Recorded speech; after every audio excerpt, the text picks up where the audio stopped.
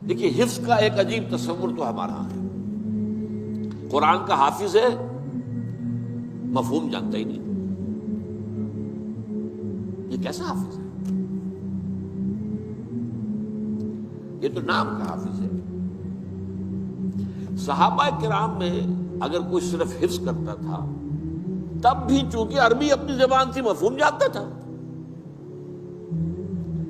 تو قرآن مجید کے متن کو اور اس کے مفہوم کو دونوں کو یاد کرنا اور ذہن میں رکھنا، بلکہ اس سے بھی آگے بڑھ کر الاتقان فی علوم القرآن کے اندر ایک روایت ہے کہ صحابہ کرام میں سے جن حضرات کا خاص شغف قرآن سے تھا، جیسے حضرت عثمان ابن عفان، حضرت عبداللہ ابن مسعود رضی اللہ تعالی عنہ، ان کا یہ کہنا تھا کہ ہم جب نبی اکرم صلی اللہ علیہ وسلم سے 10 آیتیں پڑھ لیتے تھے تو جب تک اس کے علم اور عمل دونوں کو حاصل نہیں کر لیتے تھے آگے نہیں بڑھتے تھے.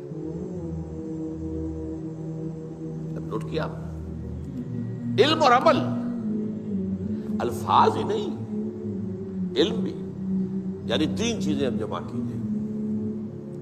الفاظ ان کے حافظے میں محفوظ ہو جائے، علم ان کے ذہن میں آ جائے، اور عمل ان کی سیرت کا حصہ بن جائے. 3 شرطیں پوری ہوں گی تو وہ حافظ کہلائے گا. اب اس اعتبار سے اس حفظ کے لفظ کو یہاں اپلائی کیجیے. جس شخص نے امور دینیہ سے متعلق میری 40 حدیثیں حفظ کی، میں نے اسی لیے پھر نسلوں کو تو برقرار رکھا، یعنی اس کے الفاظ بھی یاد کر لیے، وہ اس کے حافظے میں آ گئے، اس کا علم بھی سمجھ لیا، وہ اس کے ذہن میں آ گیا، اس پر عمل بھی کیا، وہ اس کی سیرت و کردار کا جزو بن گیا.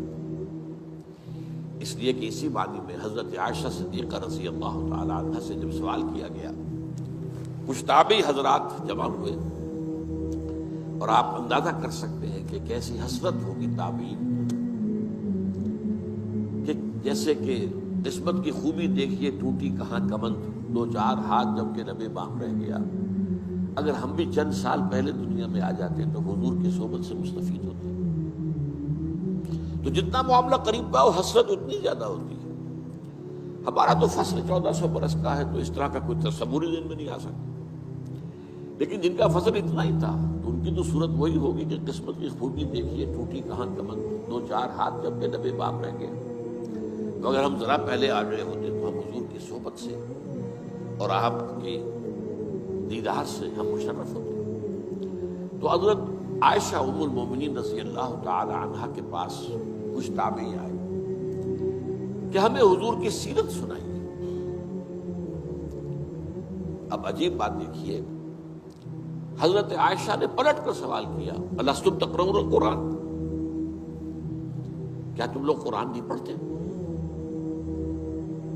انہوں نے عرض کیا، ام المومنین قرآن تو ہم پڑھتے ہیں، ہم نے تو سیرت کی بات کی. حضرت ام المومنین حضرت عائشہ صدیقہ، اور یہ جان لیجیے ان کا شمار بھی فقہائے صحابہ میں ہے، چوٹی کے فقہا میں حضرت عائشہ صدیقہ.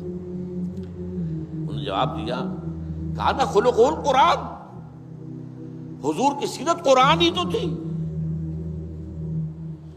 یعنی قرآن متلو ہے، تلاوت کیا جاتا ہے، الفاظ اور حروف کی شکل میں تمہارے سامنے. وہ قرآن مجسم تھے، قرآن ان کی رگوں پے میں سرایت کر گیا تھا، قرآن ان کی پوری شخصیت اس کا جزو لازم بن گیا تھا. تو کھانا خلق القرآن. اور ویسے بھی آپ دیکھیں قرآن مجید کے اندر جب آپ پڑھیں گے تو بہت سی صورتیں جو ہیں وہ تو معلوم ہوتا سیرت کے ابواب ہیں. سورہ انفال پڑھیے، یہ غزوہ بدر کا بیان ہے، شروع سے آخر تک. ایک باب ہے سیرت النبی کا. آل عمران کا بڑا حصہ جو ہے وہ غزوہ احد پر مشتمل ہے. اس طریقے سے اسی طریقے سے سورہ توبہ کا بڑا حصہ جو ہے غزوہ تبوک سے متعلق ہے. اس حوالے سے بھی سیرت بنتی ہے، لیکن یہ کہ وہاں اس مفہوم جو ہے بہت مختلف ہے کہ قرآن کی جملہ تعلیمات اس کو مجسم شکل میں دیکھنا ہو تو محمد صلی اللہ علیہ وسلم کو تم قرآن پڑھو، اسی کے آئینے میں تمہیں محمد صلی اللہ علیہ وسلم کی سیرت نظر آ جائے گی. میں نے اپنے چھوٹے بیٹے کو حافظ قرآن بنانے کا ارادہ کیا ہوا ہے، مگر ٹیلی ویژن پر سوالات کے ایک پروگرام میں ایک عالم دین نے بتایا کہ قرآن کو حفظ کرنا ایک نفل عبادت ہے جبکہ اس کو سمجھنا زیادہ افضل ہے۔ یہ سن کر میرا جذبہ ذرا سٹ پڑا ہے۔ آپ کا اس بارے میں کیا خیال ہے کہ یہ آپ کا ٹھیک ہے؟ کیا حفظ قرآن کی اتنی اہمیت نہیں ہے؟ جو بات انہوں نے کہی ہے وہ صحیح کہی ہے کہ اصل شے تو ہے قرآن مجید کا سمجھنا۔ حفظ قرآن جو ہے ایک اضافی ایک نفل شے ہے، فرض تو ظاہر باتیں نہیں ہے، قطعاً نہیں ہے، فرض تو کوئی بھی شخص نہیں کہتا کہ فرض ہے یہ، لیکن جو اس کے درجے مقرر کر دیے گئے ہیں اس میں بڑی مغالطے والی بات ہے۔ اس لیے کہ حضور کے زمانے میں حافظ وہ کہلاتا تھا، میرا جو کتاب چاہے مسلمانوں پر قرآن مجید کے حقوق، اس میں نے وہ حدیث بھی درج کی ہوئی ہے، صحابہ کا قول، کہ ہم حافظ اس کو سمجھتے تھے کہ جس کے ایک تو حفظ قرآن اس کے ذہن میں محافظے میں موجود ہوتا تھا، قرآن کا علم اس کے دماغ میں محفوظ ہوتا تھا، قرآن کا عمل اس کے پورے وجود میں محفوظ ہوتا تھا، وہ حافظ کہلاتا تھا۔ اب یہ صرف الفاظ یاد ہیں، نہ اس کا مفہوم پتہ ہے، وہ تو جیسے ٹیپ چل رہی ہے، اس ٹیپ کو کیا پتا کہ میرے اوپر کیا لکھا ہوا ہے، وہ لکھا ہوا ہے دوسرے سن رہے ہیں سن لیں، یہ تو حفظ نہیں ہے، یہ تو ہمارے ہاں بس ایک رواج پڑ گیا ہے۔ اور بہرحال ایک زمانے میں اس کی اہمیت بھی تھی کہ قرآن مجید کی حفاظت کا ذریعہ اللہ نے اس کو بنایا، اس لیے کہ اگر اس وقت لکھنے لکھانے کا اور کتب خانے اور چھاپے خانے اور یہ اور وہ اور ٹیپس اور آڈیوز تو تھے نہیں، تو اس لیے اس کی جو اہمیت پہلے تھی اب وہ رہی بھی نہیں ہے۔ البتہ یہ ہے کہ اگر آدمی یاد کرے اور جتنا زیادہ یاد کرے گا اتنا ہی اس کے پاس ایک دولت ہے، خزانہ ہے۔ البتہ اصولی طور پر جن صاحب نے وہ بات کہی ہے، میں نہیں جانتا جس نے کہی ہے، صحیح کہی ہے کہ قرآن مجید کا حفظ ایک نفلی عبادت ہے، اس کا سمجھنا یہ ہمارے لیے فرض ہے، اصل شے فرض سمجھنا ہے۔ دنیا میں کوئی کتاب کو اس طرح پڑھتا ہے کہ اس کو سمجھے ہی نہ۔ آپ کسی کو کتاب دیں کہ یہ پڑھیں، اس نے نہ سمجھے، وہ کہ یار میں نے تو پڑھی نہیں، اگر صرف عبارت پڑھ لے سمجھ اس کو خاک بھی نہیں آئی، وہ پڑھنا کہلاتا۔ اس لیے پڑھے لکھے مجرم ہیں، اگر وہ صرف پڑھتے ہیں نا عربی عبارت، کوئی ثواب نہیں، الٹا گناہ گار ہے۔ کیوں ترجمہ نہیں پڑھا؟ اور ترجمے کے آگے اس پر عمل کیوں نہیں کیا؟ 3 مرحلے، تلاوت، پھر فہم، پھر عمل۔ جو نہیں کر سکتے بیچارے تک پڑھ سکتے ہیں وہ چھوڑے نہ، جتنا ان کے بس میں اللہ اس پر یہ دے۔ میں نے تو اپنی آنکھوں سے ایسے بندے بھی دیکھے بیچارے، وہ ناظرہ بھی نہیں پڑھ سکتے، مگر وہ قرآن بھی کھول کر بیٹھ جاتے، ان پڑھ ہوتے اور انگلی چھیڑتے رہتے۔ اللہ ان کو بھی اجر دے گا۔ اللہ جانتا کہ یہ بیچارے اسکول نہیں جا سکے، انعام تو ملے گا۔ اللہ کی رحمت کو ہمیں تنگ نہیں کرنا چاہیے، وہ بہت وسیع ہے، مگر جتنا بس میں ہے نا اس میں کوتاہی کی نا۔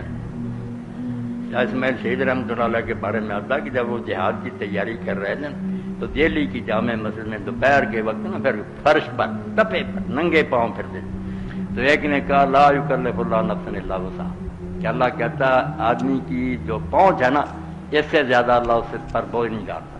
تو شاہ صاحب نے کہا پہنچ کا کیا پتہ کر رہا ہوں، سائے میں بیٹھ کر پتہ لگے کہ پہنچ ہے کہ یہاں پھر کر پتہ لگتا ہے، جب میں دیکھوں گا کہ یہ میری پہنچ سے باہر ہے، گرمی سائے میں چلا جاؤں گا، اپنے آپ کو تولوں تو صحیح۔ اور باقی پھر انہوں نے وہ کام کر دکھایا، جہاد کیا، جانیں دی جی، اور اتنی تیاری بیٹا کی کہ دہلی سے دریا میں اترتے آگرہ تک جاتے، پھر وہاں سے واپس آتے، بہت مشقیں کی اور جہاد کے لیے نکلے۔ اس لیے جنہوں نے کوئی کام کرنا ہوتا وہ بہانے نہیں بناتے، باقی لوگ باتیں کرتے رہتے ہیں۔